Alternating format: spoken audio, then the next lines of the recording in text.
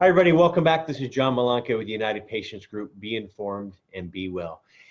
Today's special guest is a dear friend. Not only is she a cannabis nurse, she's a cannabis mom, but she was one of our head nurses at United Patients Group for years and had gone on, gone on to bigger and better things because we still want you back. But she's a co-founder of Cannabis Nurses Network, and I'd like to introduce you to my dear friend, Janna Champagne. So welcome, Janna. Thank you, John. I'm so excited to be here. This is wonderful. Good to have you on. We've always talked via phone and talking about patients and what we're doing and stuff like that. So to have you on, I think is great. Let's talk about autism. I know, well, let's go into, if you can talk about maybe a little bit your background and why autism really stands up. I know you work with cannabis patients. We've sent you hundreds and hundreds of patients. Thousands. Thousands of patients. Thank you for that. Yes. Everything from sleep issues, anxiety, to cancer, and everything in between. And so, but in there falls the autism and why that's near and dear to your heart, and why you have not only been a cannabis expert in other ailments, but also really a cannabis expert with autism. So can you share, your background? And cannabis wasn't always your lifestyle as well. So, I mean, I think a lot of us have fallen into this sector where cannabis has not, but it is now. Or, Corinne and I always say we've been adopted. We've been recruited to help others. And so, go for it, Janna. Well, thank you, John. I appreciate that. And so I'm a registered nurse in the state of Oregon, and I was working in a hospital full time, working on my graduate degree, homeschooling my kid with autism, ignoring all my red signals that something was wrong in my body and I was out of balance. And I suffered a major health collapse in 2012. And this is what brought me initially to cannabis. As a mainstream nurse, I had never considered it. I'm in Oregon. We had patients that would come through with it and, never really took it seriously as medicine at all until I started seeking options for myself after almost 2 years of mainstream treatment. I was still disabled, not able to work, non-functional a lot of the times. And turned to cannabis for pain relief. I had lupus was one of my diagnoses. So I had a lot of joint pains and different issues going on around that. Knew I didn't want to go down the opioid death pathway that, as a nurse, you see how that ends for patients. And it's, there's a lot of motivation to avoid it when you really see what it does to people's health. And so I turned to cannabis just for pain.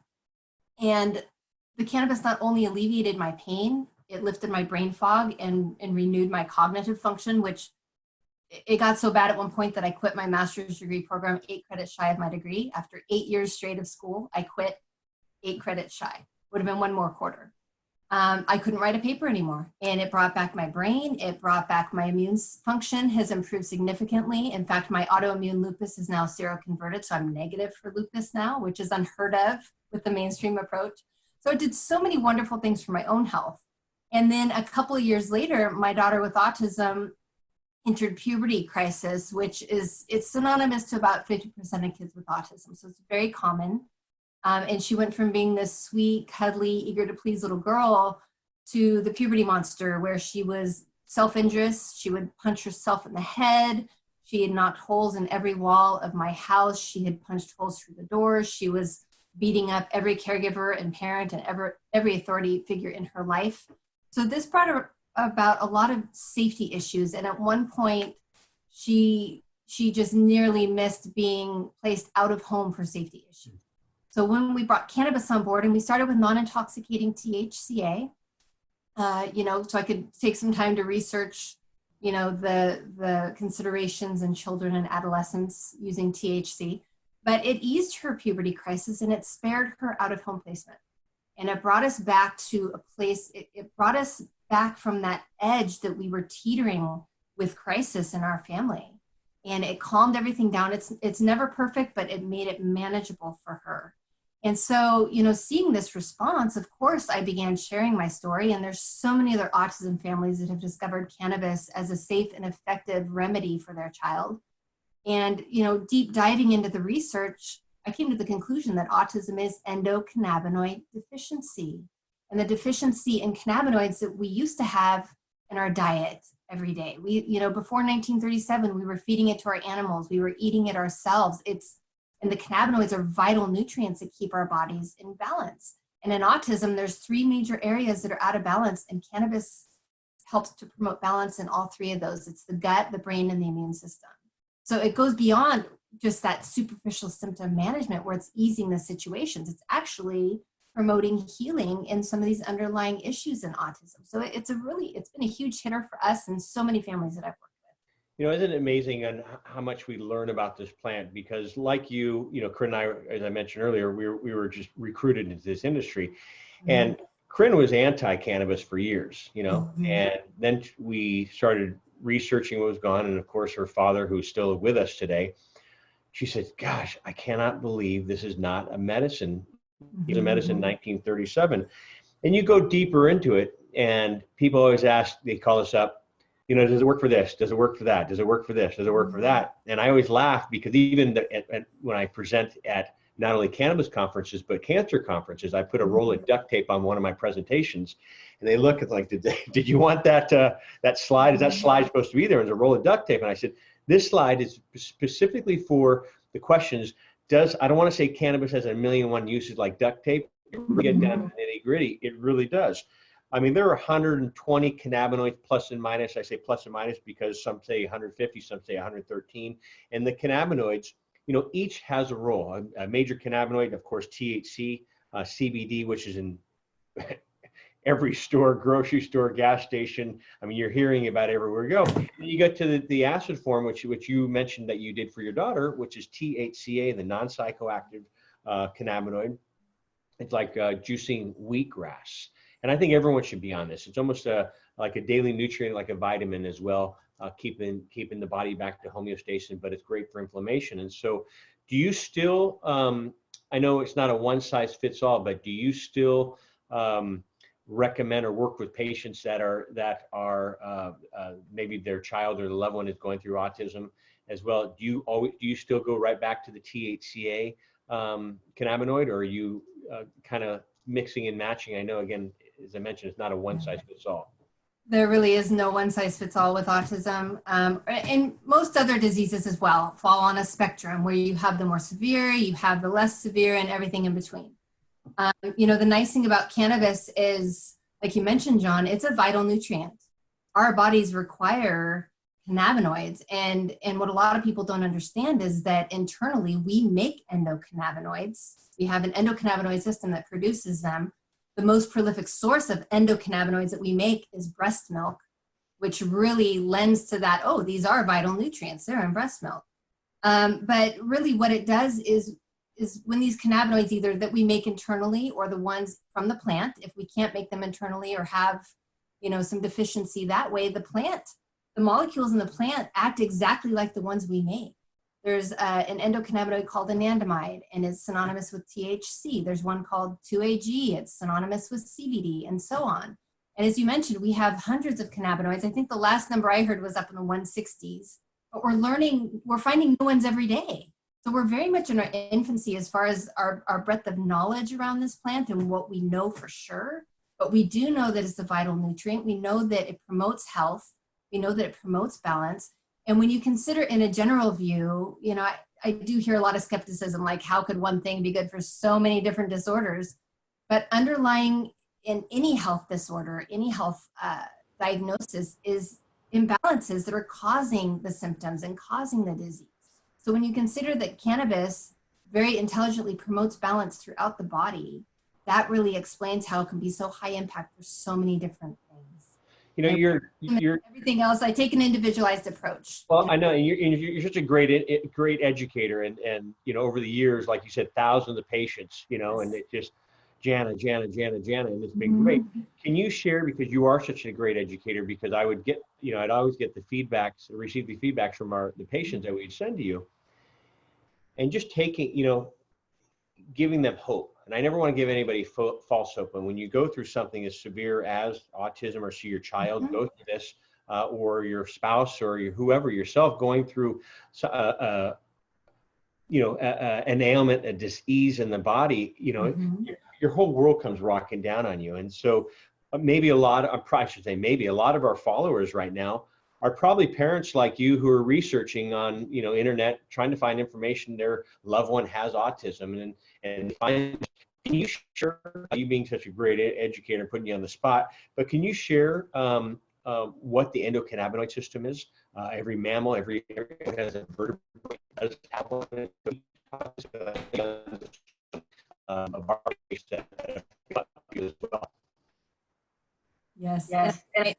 And that's a little sketchy, so I'll try to get through this. The endocannabinoid system is the 12th system in our body. It was discovered in 1992 by a researcher named Raphael Mechoulam. And he found this receptor that interacts with THC in cannabis. That's initially how he found it. But as we continued to learn about the endocannabinoid system, we learned that it acts like the endocrine system. So there's receptors throughout our body and every other system of our body. And when cannabinoids, whether internally produced or sourced from the plant, interact with our endocannabinoid system, it promotes homeostasis or balance in our body. So that's kind of the big picture view. The research supports that life would not be possible without an endocannabinoid system. So it truly is vital. These nutrients are vital. And if you look historically, you know, when we took cannabis off of the market in 1937, they taxed it so highly that nobody could afford it anymore. It was no longer being fed to our animals. It wasn't in our eggs and our meat and our milk. We weren't consuming it ourselves as medicine or as food. And we triggered this historical flip in the health of our society, and all of a sudden chronic illness became rampant. And I think, you know, this term endocannabinoid deficiency was coined by Dr. Ethan Russo in 2004, and he links it with every single chronic illness that's known to man, that the endocannabinoid system deficiency is a cause of every chronic illness, basically. So it's huge impact for so many people. You know, and you know, I always say, you know, endocannabinoid system, and in layman terms, it's like, what does it crave? It craves cannabinoids, bringing the body back to balance, back to you know, homeostasis. And sorry, I don't. It's funny. Was my speaker earlier going in and out because a thing popped up and said your speaker, and I hadn't touched anything, and so anyway, we're glad we're back on here. Yeah, I thought it was my internet. So oh no, I'll take okay. full blame on that. Let's talk about, you know. Let's talk about the cannabinoids that you generally use in treating not only your daughter, but other patients that come to you. Because a lot of them don't have access to THCA or THC. THC, you know, a lot of patients say, help, I don't want the recreational part of the plant, I want the medical part of the plant. And so can you talk that all the cannabinoids, the importance of all cannabinoids, how they all play a role in bringing the body back to homeostasis and healing, and the entourage effect as well? Yes, absolutely. And so, you know, THC, of course, is intoxicating. It has this stigma that it's just a recreational drug, but realistically, it has really bona fide medical uses. And one of them is for autoimmune. I credit THC for reversing my autoimmune markers because research supports that it actually reduces the T cell activity of the immune system, which is what triggers that self-attack or that, you know, that hyperreactivity of the immune system. So your body starts attacking your own tissue. That is the definition of autoimmune. So, you know, and another great use I can think of is PTSD. It can act as an amnesiac. It can help people forget the trauma. It can help them heal from that. Parkinson's disease is another one. We know THC increases dopamine, so it can replace some of the Parkinson's medications, you know, when done correctly with physician oversight, of course, on that piece. So it does have bona fide medical uses, as do all of the other cannabinoids. And for those who are lacking access to THC, I mean, luckily we have several cannabinoid components that are available under the current hemp law, which allows hemp in all 50 states. We have CBD, CBG, CBGA, CBDA, CBN is a newer one on the market. So we do have a lot of options to potentially help people, even if they can't access the THC or prefer to stay with the non-intoxicating compounds. And so for our followers that are coming, like, again, doing the research on here, can you please let them, you know, still to this day, a lot of the calls that we receive think the only way to ingest cannabis is via smoking. And so the stigma of smoking is there. And so can you talk about, like, how am I supposed to get my daughter, you know, she's 4 and she's autistic, you know, and she can't smoke. And So you have to go back and then, do you receive those type of questions as well? Oh, all the time, all the time. And, and I find that once you educate people and they realize that there is such a thing as targeted medical use where you're individualizing a protocol, you're relying on what the research supports for their specific situation or condition. It's a very different approach. I don't ever have a patient call me and pay for a consultation so that they can get higher or more intoxicated. That just doesn't happen. There is serious medical use. And then I counter that even those that are inhaling or using adult use or recreational are still receiving medical benefits. And there was a retrospective study done on cannabis smokers that have been using cannabis through inhalants only for 20 years, and they had like an 80% less instance of diabetes. Wow. So even if somebody is just using it recreationally, they're still kind of self-medicating and they're still receiving some benefit from that. But for really targeted, serious medical use, I very rarely recommend inhalants. It's usually tinctures, sublingual tinctures, or concentrates or topicals, something of that nature, where it's, the focus is not the intoxicating effect. Although inhalants can be very useful, and I have taught my daughter to use a vape pen, we only use it for emergency rescue. So there are days still when she struggles with, severe PMS and migraines, and you can see her ramping up in some behaviors. The vape pen will stop it in its tracks. And, we've taught it to her as her straw, and there are days that she's, really fighting to maintain control, and she'll say straw, and we run for it because it's just so quick. Sublinguals are 10 to 15 minutes, which if your child is struggling to maintain control, that can feel like a really long time. Not everybody, but it is a tool.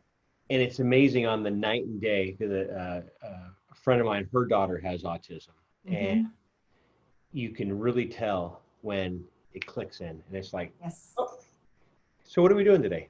Type of thing. Before it was, like you said with your daughter, and you shared a lot of your stories with the holes in the walls and stuff like that.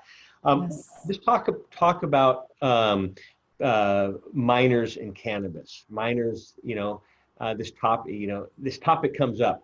I don't want to give my minor, or how do I have this conversation with my doctor? And can you share what you share with other parents that are going through this in a legal state or illegal state? I always share it's not legal to have this conversation.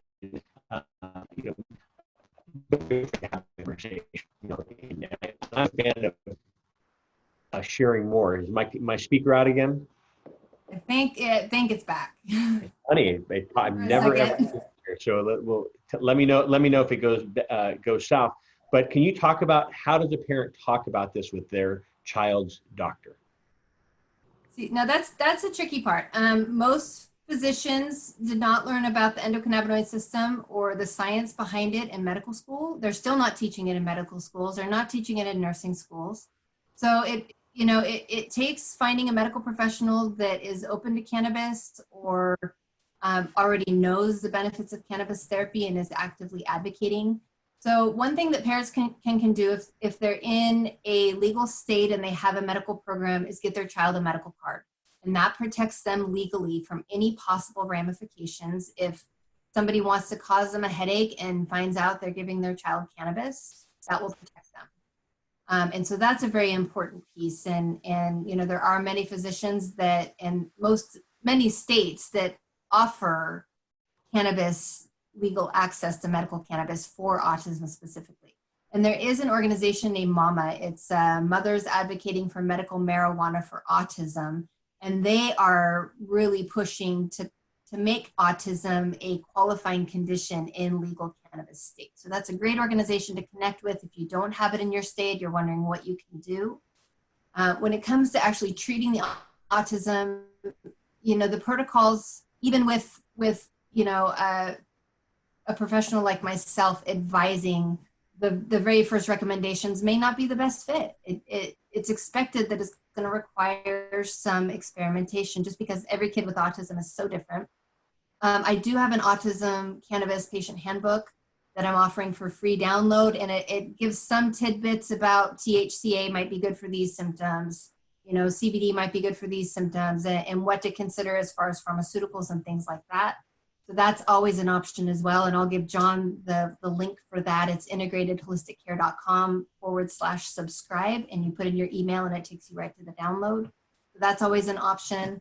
And we have nurses who are trained to work with kids with autism as well. So if you want more of the individualized approach, or you're worried about interactions with your child's pharmaceuticals, things like that, we can do a more intensive consultation as well. Can you hear me right now or no? Yes. Okay, because the thing still says your speaker's not working. Please check your connection or use a different. Really odd. It's me on my end, or not yours.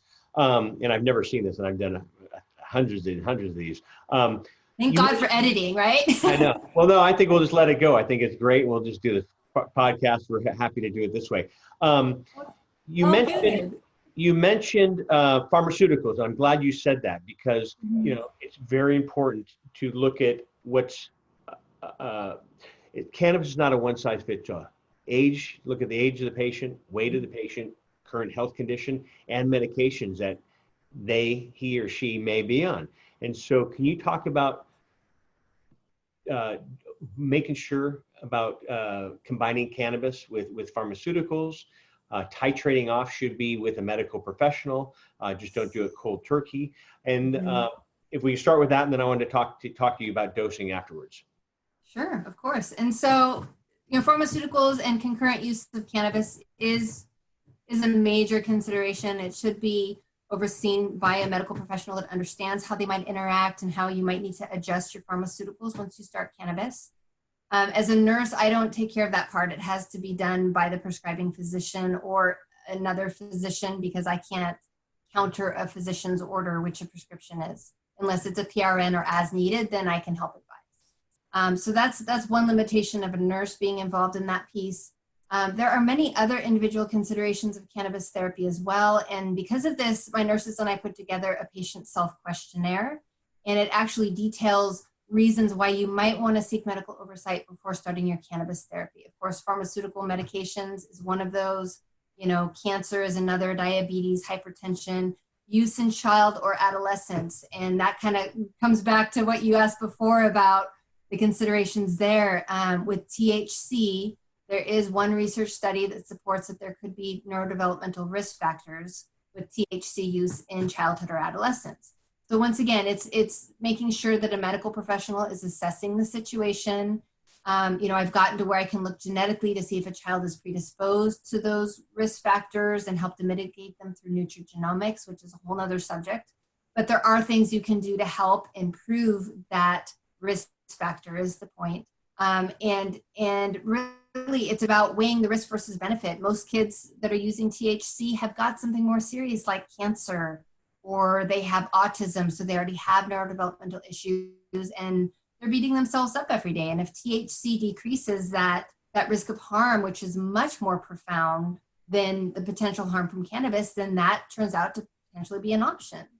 You know, that said, I always follow the parent's lead. You know, as a special needs mom myself, I feel like the parent's instinct is a powerful tool to help guide and make sure that we're reaching success of their goals for their child with autism around the cannabis. And that's really important too, is to set up reasonable goals and make sure they understand it may take some experimentation. It may not be perfect. You know, it may need that we need to come back and try some different products or try different dosing, or tweak some other things in order to really see optimal results.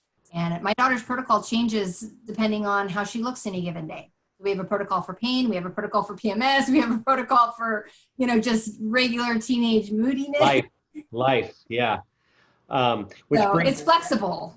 Yeah, which brings me to the next question is, since it's not a one size fits all, and you say you have this arsenal, okay, how is she feeling today, and what are we putting in there? Can you kind of give an idea of dosing protocol? Is it 5 milligrams or is it 150 milligrams? Where are we looking at? Or is it, again, I know it's different for everyone. And also staying ahead, like in a pain patient, you know, on a scale of 1 to 10, they're at a 10, but when they take cannabis or the opioids, you know, they're down to a 2.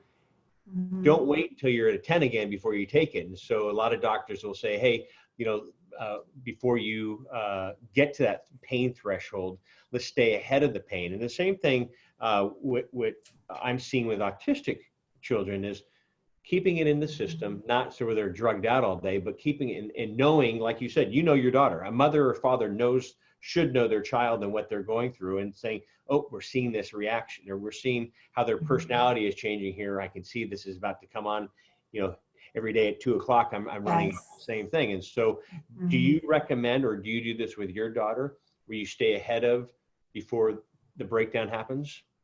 Absolutely. Absolutely. And I teach that once you figure out what works for your child and works for, what triggers those huge behaviors in them, then you can act preventatively. And as soon as you start seeing signs that there's disease, or that they're discontent and they're starting to show signs of agitation, you can treat early on and often prevent that huge exacerbation. And, just to give you a little bit of perspective on that, at height of my daughter's puberty crisis, she was melting down and tantruming, full tilt tantrum. She would go for 2 or 3 hours, and she would literally exhaust herself physically and pass out at the end. So, this is what we're trying to prevent. Nowadays, if she gets upset, usually we can prevent the meltdown completely. Usually, we can have her feeling better in maximum of 10 or 15 minutes if we go with sublingual. She's learning to self-soothe. She's learning to self-comfort. She'll actually give herself a timeout in her room when she's not handling things well. So it gives our kids, because our kids don't feel good about their behaviors either. A lot of times they show remorse after the fact and they feel badly. So we're giving them really important tools to self-manage at the same time that we're medicating and helping to target some of the underlying causes of their behaviors. So it's such a wonderful tool that way. What's your daughter's age now? She just turned 18 a couple of weeks ago. Already. Oh my gosh. I think yes. I did know that. So what happens for a family that's watching this right now and their child goes to school and should they be throughout the day, or do they take it before school and then after school? And so I know some parents, because it's probably not legal on the majority of schoolyards, a lot of parents will pick their child up throughout the day, drive down the street, administer the dose, and then drop the child back off at school. What can you share with families that are going through that or have to go through that? Well, as far as just starting out, don't ever start your child on cannabis for the very first time on a school morning and send them off to school. Please don't do that. Please start on a day when it's a weekend, you don't have any plans, you can kind of assess their response. As far as dosing, the dosing ranges for my clients with autism are everything from 2 milligrams a day to 200 milligrams a day, literally, and half a dozen different compounds: THC, THCA, CBD, CBG, CBN. You have so many tools, so you really need to experiment and figure out your child's sweet spot. Once you've done that, it's perfectly safe to dose them and send them to school once you know what to expect from that. In legal states, always highly encourage having that card, because if someone at school picks it up and you're in an IEP fight, like so many of us are over trying to optimize our kids' education, I've seen that used against parents before. And so you just want to make sure you have your ducks in a row, make sure you know your ramifications if you're not in a legal state and you're using cannabis. You can make an informed decision about how to proceed on that piece. But do know it's very flexible. My daughter, she's on a regimen where she's taking a capsule of tincture twice a day. Morning is CBD, CBG, THCA, and a little bit of THC. And then nighttime is THC, CBN, and THCA. And then in between, we do sublinguals, we do vaping, whatever the situation might call for. So you can get to a point where you're dosing a couple times a day, you have pretty good symptom management, but you have a harder day for whatever reasons, like our kids do. They're consistently inconsistent. You never quite know what you're going to get. It's like that box of chocolates. Yeah. It's flexible. You can use it as needed very safely. So. Are there any terpenes that you're finding beneficial for your daughter or other children going through autism? Yes, with autism, I tend to stick with the indica terpenes, meaning linalool, myrcene, humulene, beta-caryophyllene is showing a lot of promise. And so we want more of that calming effect. The the exception to that would be a child with ADD or ADHD, which is considered to be kind of high functioning autism now. And those kids, especially if they respond therapeutic to stimulants like Adderall or Ritalin, oftentimes sativa will be calming for them. It's kind of the opposite. But my go-to, if I don't know their response to stimulants, is still to start with the indicas, because those tend to be the more calming strains for autism. I heard, like, you broke up on that first one, terpene, which is linalool, which I heard, and I knew where you're going with that. So just for the followers that are watching this for the first time and just doing education for your loved one, I should say, a terpene is, what's my description is stop and smell the roses. Mm-hmm. That is a terpene, the scent. Stopping and grabbing a lemon or a lime, limonene, the pinene, like the pine needles. Mm-hmm. So you're hearing these companies coming up with essential oils. They've been around forever, and they do work. It's great for calming, great for sleep, great for energy. And so a lot of companies will have terpenes to leave the terpenes in there, which again are very beneficial as well when healing yourself or your child that you're working with. The topic of pharmaceuticals is kind of quite a bit, not really in this conversation. I heard you talk about pharmaceuticals and Ritalin, et cetera. Epidiolex. We kind of have it designed. You want to get into the Epidiolex conversation? Sure. If not, no worries. No, we can do that. No, I'm game. Epidiolex is garbage. Don't bother with it. That's the short message. Story. You heard it here. Thank you. So the rationale is okay. So it's isolate CBD. Plus, they've added. So again, can you share, because probably a lot of followers, like I said, they may not This is they know nothing about cannabis. And so right. If you talk about why. I agree with you on the isolates. Mm-hmm. That it's not really the best thing. So you can share what isolates are and talk about different compounds in the cannabis plant and making medicine, what you're looking for, full plant medicine. Yes, absolutely. And that's one of the touch points that I teach to every single patient I talk to, is how to find medical quality cannabis. And my nurses and I came up after researching this extensively and seeing so many patients respond differently with different types of products. I began researching this. And what I found is that the formulations of cannabis that are taking the flower, which constitutes more than 500 therapeutic ingredients, and that's, over 150 cannabinoids, over 200 terpenes or essential oils. We have bioflavonoids, chlorophyll, antioxidants, essential fatty acids. All of that works together with a synergy that we call the entourage effect. And that's going to provide the strongest homeostasis influence on the body, period, is what the research says. There's research supporting what we call whole plant or whole spectrum formulations that are concentrating that flower as nature intended with minimal, if any, loss of the compounds versus a CO2 extract, which, CO2 extractions are extremely popular right now and they're very trendy, but the final product of CO2 is usually about a dozen compounds. Isolate is one compound. It's the CBD or the THC or whatever that might be. So it's removing all of those other 500 compounds and you get a very different effect in the body. And what research supports is that the isolate or CO2 exerts a bell curve in the body as far as the response. So as you're increasing the dose, like we teach, you reach a peak, it falls off and literally stops working. So at higher doses where we're guiding patients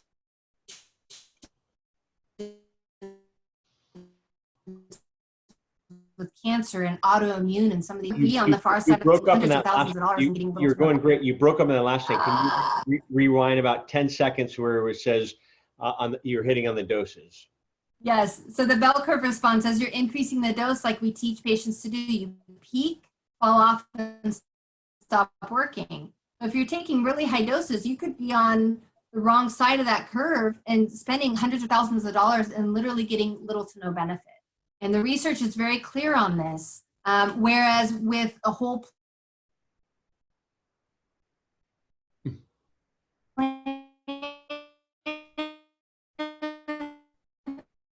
extract, or whole spectrum, as you increase the dose, the effect is increasing.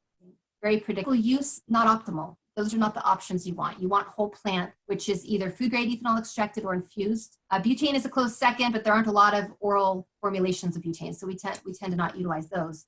The other thing the research supports is that whole plant extracts work just as well or better with fewer side effects at 20 to 25% of the dose of CO2 or isolate. So that represents enormous cost savings for patients. And I wrote a paper on this subject as well. It's 4 criteria for ensuring medical quality cannabis. It's on my integrated holistic care website. I can link it to John as well. And it explains all of the rationale, has all of the research citations attached. Do know, to this day, I do not benefit from the sales of any product. So I don't have any profit bias that way. As a patient who happens to be a nurse, I'm very much pro-patient and following patient needs. You know, without that profit paradigm, the CO2 and isolates just don't make any sense for medical use, which is why I say don't bother with the Epidiolex. in a roundabout way, you said don't bother with Epidiolex. Well, don't bother with Epidiolex. It's isolate. They put sucralose in there, which can actually trigger seizures. You're going to need, a year of Epidiolex is like, was it $32,000 or something? And you can get a seizure targeted whole plant formulation for about $1,500 a year. So it's more expensive. Big difference. And more side effects, more money. Just don't even bother with it. It's crap. But what do you run into patients where cannabis is, of course, not covered by insurance, but they say they can't afford that, but Epidiolex is covered by insurance. Can you share that side as a mom, as well as a medical professional, and you're talking to other patients that are going through this? And that might be their only option, is what I'm getting at. Right, and I haven't run into that situation specifically. I do have patients who have resorted to isolate because they're in an illegal state and they're concerned about red flags. They don't want THC in their child's system at all. That's one of the benefits of isolate, is that all the THC has been removed. So that makes it really optimal for people that might have to drug test for their work, for example, but it's not going to provide that underlying balancing effect that we're after when we're targeting, the more curative potential of cannabis is stripped away with isolates. Yeah. So it could certainly provide some symptom management. We just want to educate so patients understand their options and understand the pros and cons and can make an informed decision. Right, and that's the thing, is education, and that's why we do podcast this. That's why Janna does what she does. I always talk about, it's like getting a pebble and throwing it into a pond, and the ripple effects of where this education goes. And so, Janna, I thank you for your knowledge and your friendship, but what you're doing, and being a mom and hearing your stories over the years. I've shared a lot of your success with friends in my circle, and also patients that have come to us who are also know what to do. And I'm like, talk to Janna. So can you share with us in closing words? Do you have any closing words for our audience? But I'd like you also to share how they can get a hold of you as well.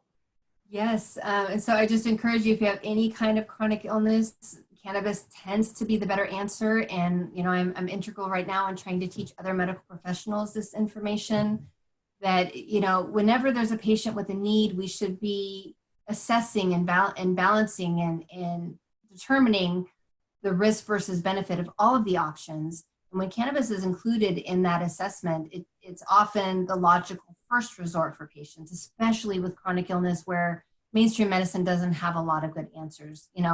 Mainstream medicine is great for acute care. You have a heart attack, by all means, go to the hospital. Don't go to your herbalist. But if it's chronic illness, look at cannabis. Look at it seriously. Look at the research. And so if you want to reach out to me, the best place, it kind of highlights all of the work I'm doing in this industry by following patient needs, is jannachampagne.com. If you're an autism parent, one of the things we didn't mention today is that my daughter's story published on the cover of a nationwide cannabis industry magazine in 2017. And it talks about cannabis for autism. It has a lot of the research citations I've mentioned today. It attached to that. That was my coming out of the cannabis closet moment as a nurse. I was a holistic nurse before that. So it's been huge impact, and I'm glad it's reached a lot of people. And I just encourage you to look at this as a serious option for your child with autism. It could be life-changing. It has been for us and so many more. Well, I thank you, Janna. And Yes. again, if you need to get hold of Janna, you want to share your website one more time?